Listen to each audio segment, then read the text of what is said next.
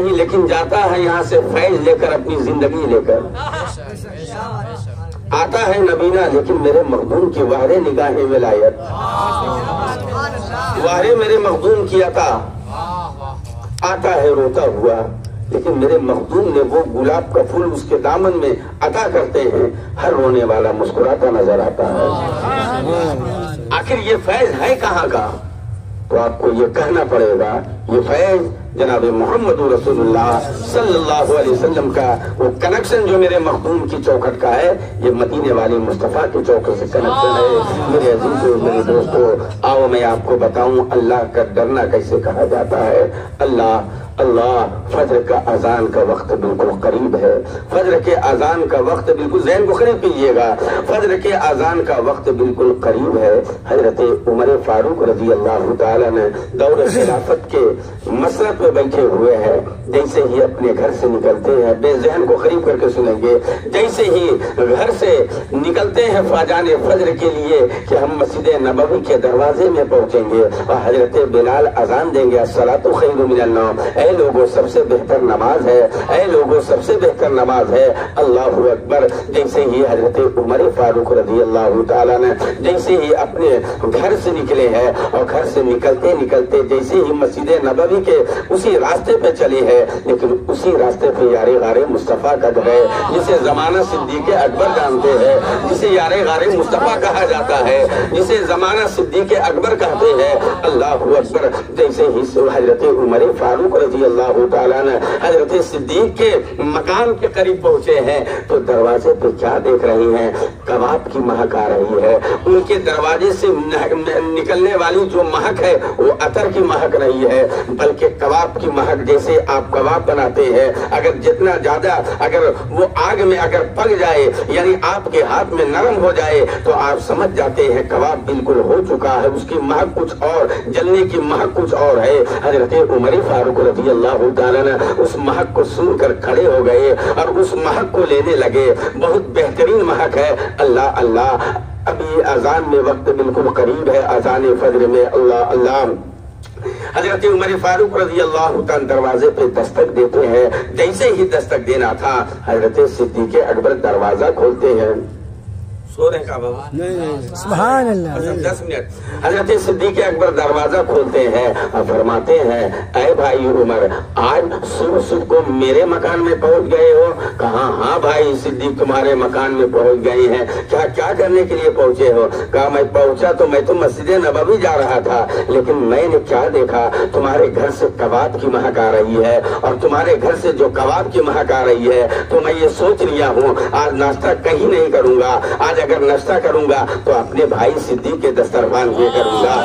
آج ناشتہ کروں گا تو آج اپنے بھائی صدیق کے دسترخوان پہ کروں گا. تو حضرت صدیق اکبر رضی اللہ عنہ فرمایا آہا خوش نصیب میں ہوں, میرا بھائی صدیق آج میرے دسترخوان میں ناشتہ کرے گا. آئیے آئیے صبح کی نماز پڑھ کے آئیے میرے دسترخوان میں آپ ناشتہ کیجیے گا. میں روٹی بھی بنوا دیتا ہوں, میں چاول بھی بنوا دیتا ہوں, آپ کہیں گے تو 2-3 قسم کا آئٹم اور بنوا دیتا ہوں. اللہ جو نعمت عطا کیا ہے سب دسترخوان میں رکھ دوں گا. لیکن حضرت عمر نے کہا بھائی صدیق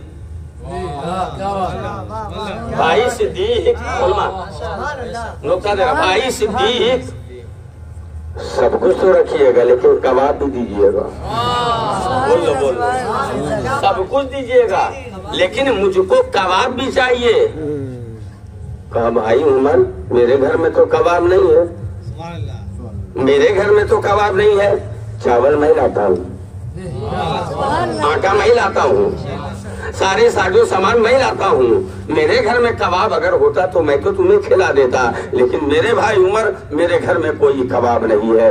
اتنا کہنا تھا مسلمانوں. حضرت عمر سوچ رہے ہیں واقعی میں حضرت میں سنگا جو ہوں یہ بھی سچ ہے لیکن میرا بھائی صدیق جو کہہ رہا ہے ان کے بارے میں تو اللہ کے رسول نے فرمایا ہے یہ صدیق یہ تو جنتی ہے. اللہ اکبر کبیرہ.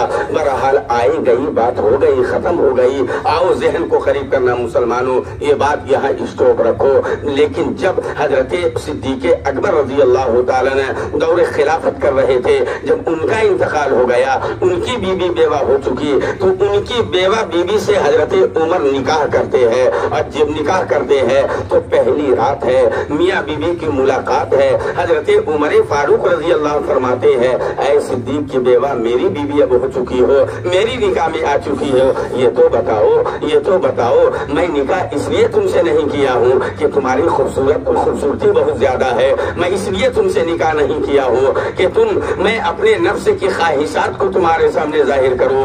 ارے نکاح کرنے کا مقصد یہ ہے کہ اللہ نے میرے بھائی صدیق کا مرتبہ اتنا بلند کیسے کیا تھا، میرے بھائی صدیق کا مرتبہ اتنا بلند کیسے کیا تھا، اتنا مرتبہ اعلیٰ صدیق اکبر کیسا تھا۔ اللہ اکبر، اتنا کہنا تھا مسلمانوں، صدیق کی جو بیوہ بیوی تھی جو نکاح میں عمر کی آئی تھی، کہنے لگی میرے صدیق کے بارے میں کیوں پوچھ رہے ہو، میرے صدیق کے بارے میں کیا میں آپ کو بتا سکتی ہوں؟ کہا خدا را، وہ تو خلافت کے مسلط پہ ہو کے نبھا کے چلے گئے، مجھے ابھی خلافت کرنا ہے، میں ان کی زندگی سے اپنی زندگی میں بہتر زندگی گزارنے کا طریقہ سیکھنا چاہتا ہوں۔ اللہ اکبر، اسلام کے پرچم کو بلند کرنا چاہتا ہوں۔ اللہ اللہ، اب وہی حضرت عمر جن سے نکاح کیے تھے، صدیق کی بیوی جو تھی، فرماتی تھی میرے صدیق کے بارے میں پوچھتے ہو، میرے صدیق کے بارے میں بلندی کے بارے میں پوچھنا چاہتے ہو تو سنو، میرے صدیق رات کے 3 حصہ کیا کرتے تھے۔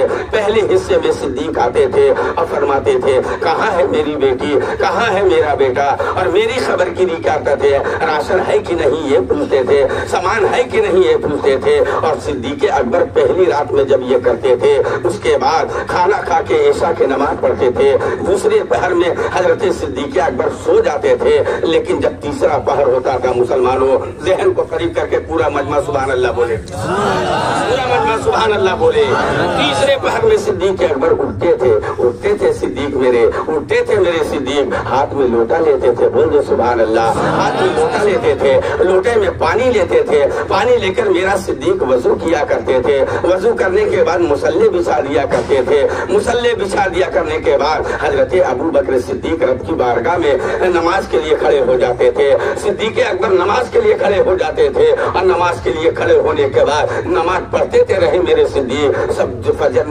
اذان فجر کے بالکل قریب تر حضرت میرا صدیق کا کیا کرتا تھا، اللہ اللہ روتے رہتے تھے مصلے پہ، اتنا روتے تھے آہ آہ کی آواز نکلا کرتی تھی، اور اتنے چیخ کے اللہ کے خوف سے رویا کرتے تھے۔ اے مسلمانوں، آج ہم آہ آہ کر رہے ہیں، ہم مصیبتوں میں گرفتار ہو رہے ہیں، ہم مسکرا رہے ہیں، ہم مصیبتوں میں گرفتار ہوتے نظر آ رہے ہیں۔ کاش یہ میرا دل اللہ کے خوف والا دل ہو جایا کرتا، کاش یہ میرے آنکھیں اللہ کے خوف سے بہنے والی آنکھیں ہو جایا کرتی۔ مسلمانوں، آج جدھر دیکھو آہ آہ ہم نہیں کر رہے ہیں، واہ واہ میں زندگی گزار رہے ہیں۔ مسلمانوں، ان بزرگوں نے تو ہمیں طریقہ دیا ہے، ان بزرگوں نے ہمیں طریقہ دیا ہے۔ غوث پاک صرف اللہ کی بارگاہ میں آہ آہ کیا کرتے تھے، حضرت مخدوم سمنا اللہ کے خوف سے رویا کرتے تھے، خواجہ غریب نواز رحمت اللہ علیہ اللہ کے خوف سے رویا کرتے تھے، محبوب الہی اللہ کے خوف سے رویا کرتے تھے،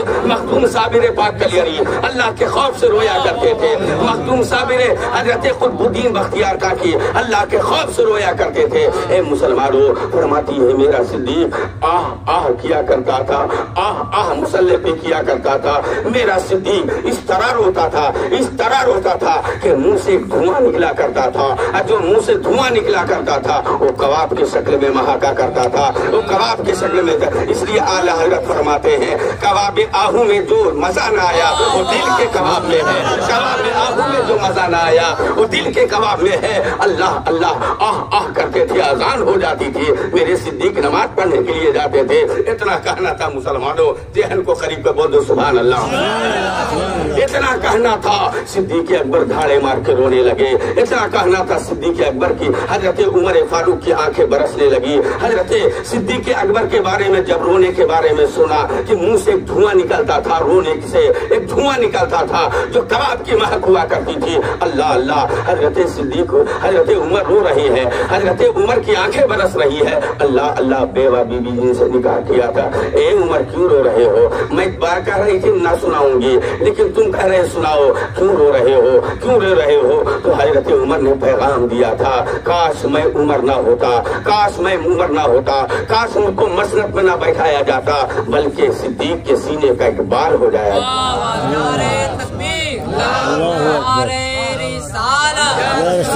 جشن غوث الورا فیضان حضور مخدوم اشرف، نعرہ تکبیر، نعرہ رسالت۔ یہ ہے اللہ کا ڈر، یہ ہے اللہ کا ڈر۔ رات کی تاریکی میں اللہ سے ڈرو، دل کے اجالے میں اللہ سے۔ عمر فاروق فرماتے ہیں 2 دن کا زندگی گزارو، اللہ ہر جگہ دیکھ رہا ہے۔ موت آنی ہے، موت آنی ہے، آج نہ کل تمہیں اس دنیا کو چھوڑ کے جانا ہے۔ اللہ کا ڈر پیدا کرو مسلمانوں، یہ کوئی گل باقی رہے گا نہ چمن رہ جائے گا، کوئی گل باقی رہے گا نہ چمن رہ جائے گا، پر رسول اللہ کا دین حسن رہ جائے گا۔ میرے عزیزوں، میرے دوستوں، اے غوث کے چاہنے والوں،